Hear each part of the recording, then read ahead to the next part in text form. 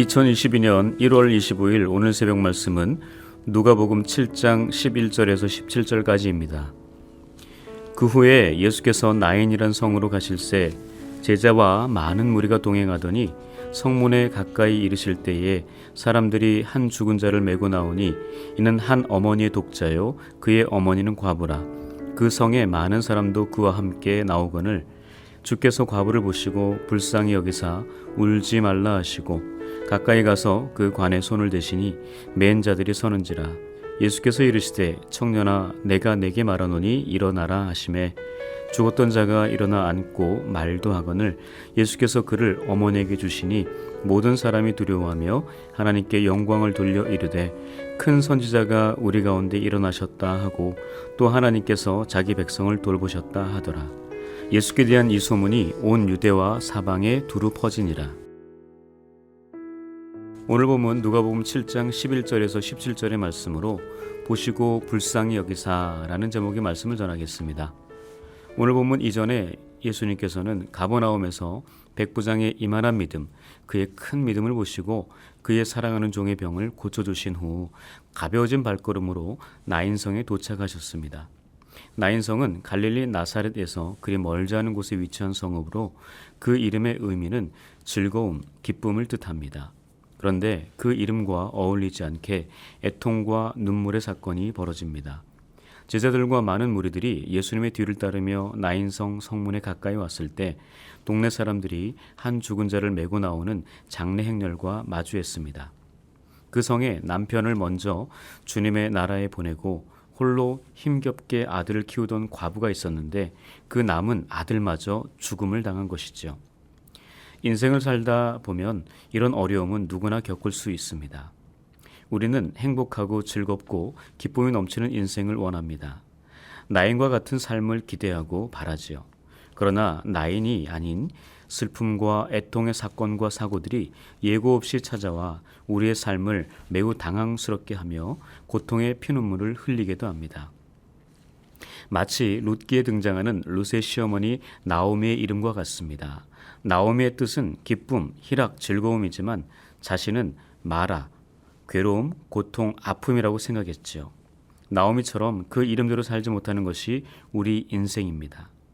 나인성에서 기쁘고 즐겁게 살고 싶지만 고통과 아픔의 삶은 동전의 양면처럼 항상 함께 있다는 것입니다.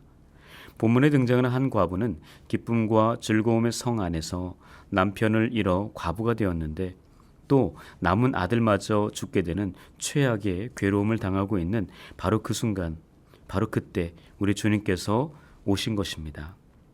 이런 상황에서 우리는 예수님께서 어떻게 행하셨는지 주의 깊게 살펴보고 그 주님의 모습을 닮아가야겠습니다. 첫 번째, 예수님은 아들을 잃은 어머니를 불쌍히 여기셨습니다. 불쌍히 여기사 헬라어 원어는 스플랑크니조마이라고 합니다. 이 단어는 누군가를 불쌍히 여기다, 동정하다, 자비를 베풀다, 마음으로 감동하다라는 뜻을 가지고 있죠. 즉 누군가가 힘들고 어려운 일을 당해 애통하며 눈물을 흘리고 있을 때 그 사람을 보며 마음에 감동이 와서 그 사람을 진심으로 동정하고 불쌍히 여겨 자비를 베푼다라는 것입니다.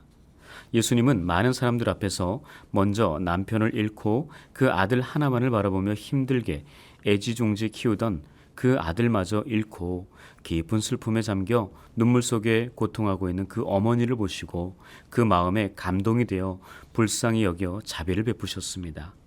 예수님은 남편과 아들을 잃고 세상이 홀로 남겨지게 된 어머니를 보시고 모른 척, 못 본 척 외면하지 않으셨습니다. 그래서 예수님은 그 어머니에게 스플랑크니 조마이 하셔서 죽은 아들을 살려주셨습니다. 사실 본문을 잘 살펴보면 아들을 잃은 어머니는 예수님께 자신의 아들을 살려달라고 구하지 않았습니다. 그러나 예수님께서 그 여인을 불쌍히 여겨 그 아들을 다시 살려준 것이죠. 이것을 통해 우리가 알 수 있는 것은 구원의 은혜는 인간의 행위와는 무관하다라는 사실입니다. 우리가 구원을 얻기 위해 할 수 있는 일은 없습니다. 구원은 하나님의 영역입니다. 하나님께서 우리를 불쌍히 여기시고 자비와 긍휼, 사랑과 용서를 베푸실 때 비로소 우리는 구원을 얻을 수 있습니다. 구원은 값없이 거저주시는 하나님의 은혜입니다. 그래서 구원의 은혜를 받은 우리는 기쁨과 즐거움, 나인의 신앙으로 날마다 주님 앞에 살아가는 것이죠. 그와 동시에 거저 받은 구원의 은혜를 나 또한 다른 사람들을 바라볼 때 불쌍히 여기며 그들에게 내가 받은 사랑과 용서, 긍휼과 자비를 베푸는 삶을 살아야 합니다. 바로 예수님을 닮은 삶이 여기에 있습니다. 주변에 애통과 아픔, 슬픔과 고통 속에 신음하는 사람들을 보았을 때 못 본 척 외면하지 않고 주님처럼 스플랑크니 조마이 하는 오늘의 삶이 되어야겠습니다. 누가복음 10장에 가면 선한 사마리아 사람 이야기가 있죠. 예루살렘에서 여리고로 내려가다가 강도를 만나 때림을 당해 거의 죽은 상태가 된 사람이 있었습니다.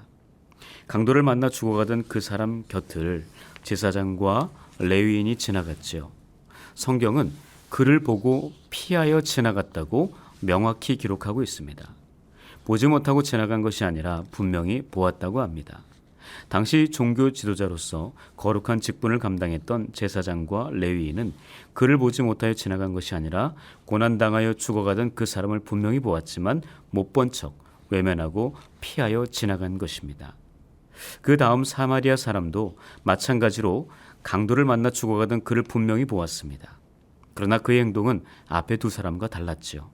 그를 보았을 때 예수님처럼 스플랑크니 조마이 불쌍히 여겼습니다.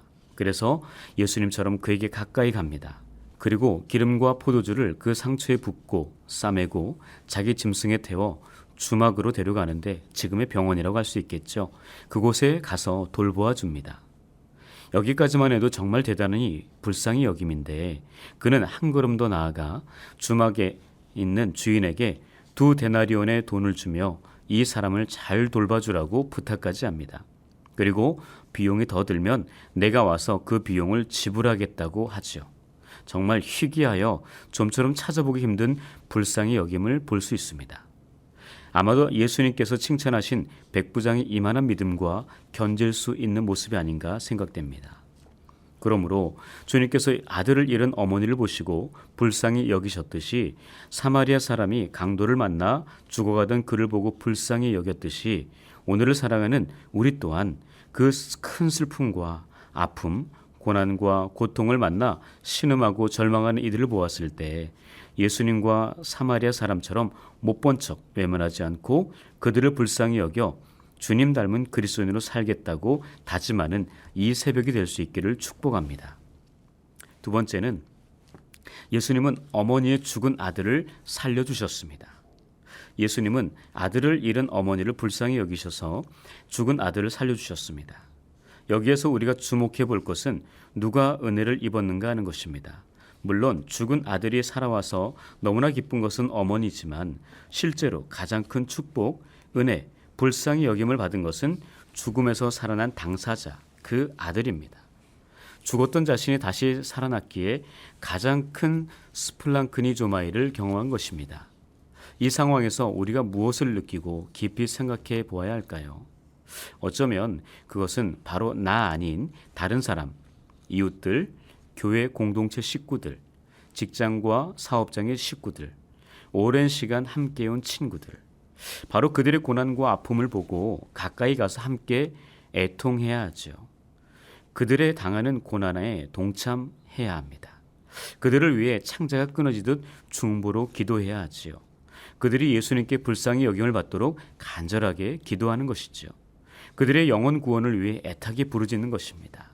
나보다 더 아파하는 그들을 주님 손에 올려드리며 그들을 불쌍히 여겨 주시옵소서라고 성전에서 그리고 기도의 골방에서 소리치는 것입니다. 이것이 바로 예수님 닮은 진정한 그리스도인의 모습입니다.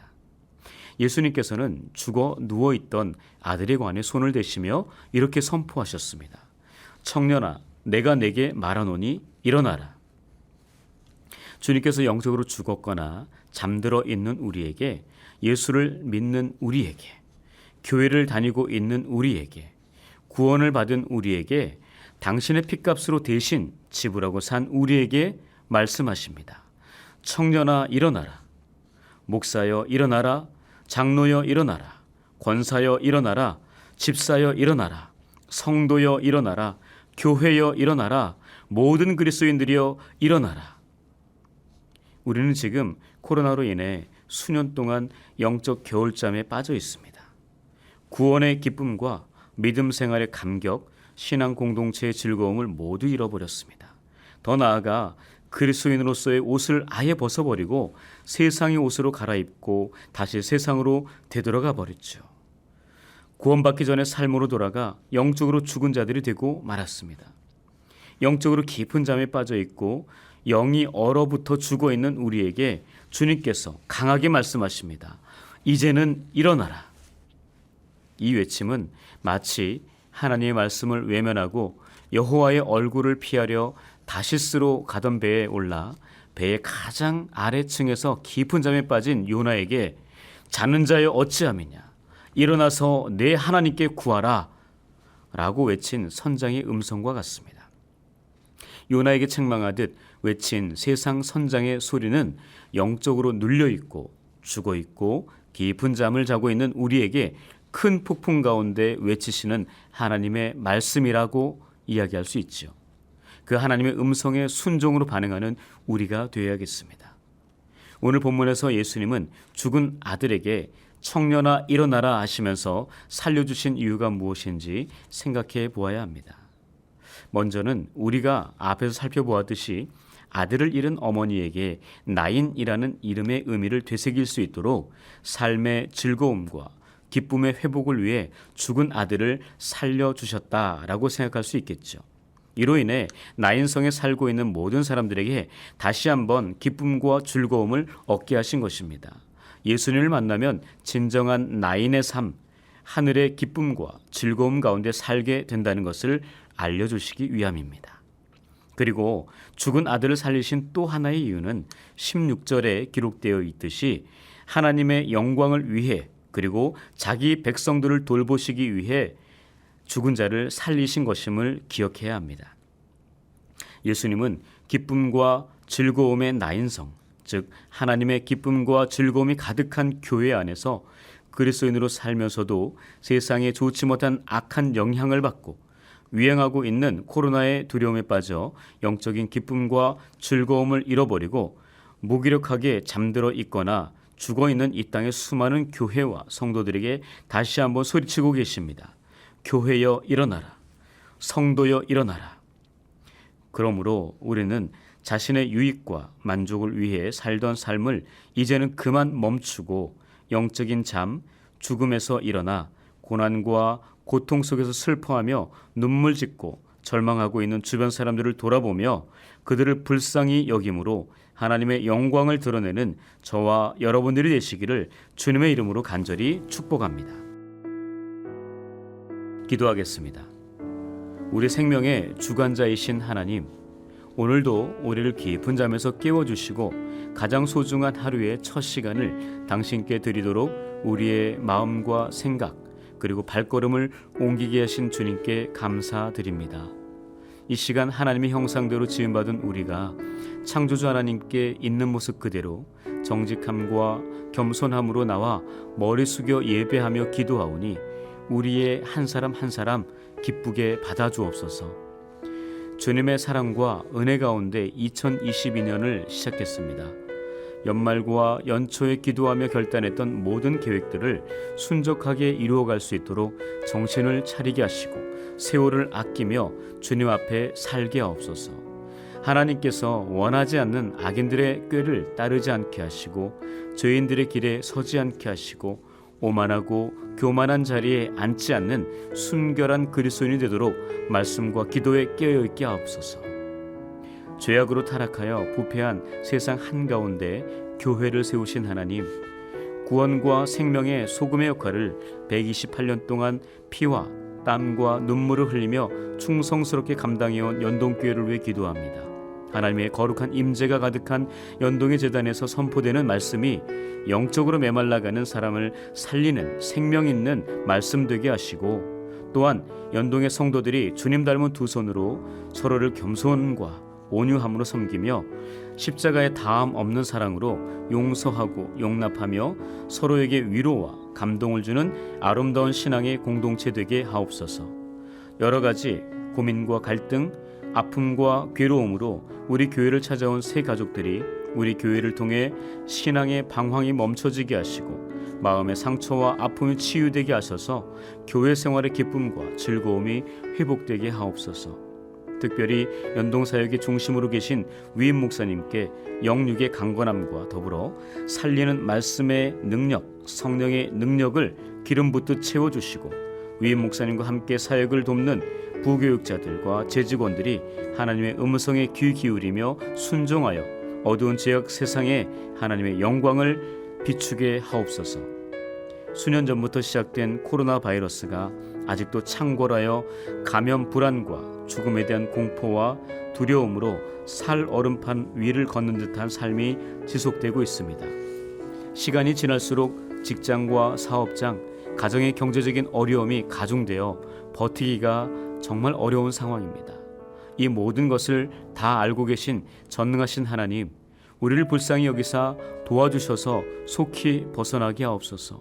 이러한 위기와 고난을 통해 무엇보다 주님과의 친밀한 관계 회복되게 하시고 성도들 간의 관계도 온전케 하시고 오직 주님 안에서 풍부에 처할 줄도 알고 빈부에 처할 줄도 아는 자족하는 사람 되게 하옵소서. 또한 갑작스러운 사고와 원치 않는 질병으로 몸과 마음이 어려운 성도들의 기도를 응답하셔서 여호와 라파 치료의 하나님께서 깨끗하게 고쳐 주옵소서. 오늘도 생명의 복음을 위해 목숨을 걸고 살아가는 목회자들과 선교사님들의 사역과 삶을 붙드셔서 그들을 통해 하나님의 나라가 더욱더 흥왕하게 하옵소서. 이 모든 간구 살아계신 예수님의 이름으로 기도합니다. 아멘.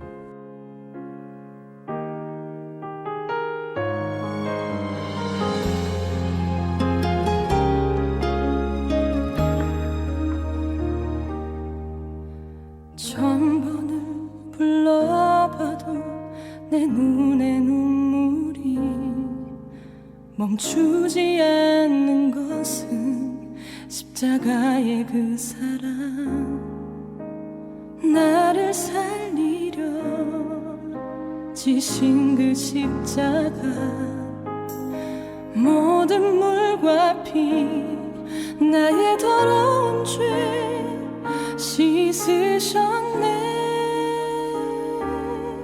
나를 향한 그 사랑, 생명을 내어주사 영원한 생명을 내게 주심을 감사해. 천번을 불러도 내 눈에는 눈물이 멈추지 않는 것은 십자가의 그 사랑, 나를 살리려 하늘 보좌 버리신, 나를 사랑하신 분, 그분이 예수요.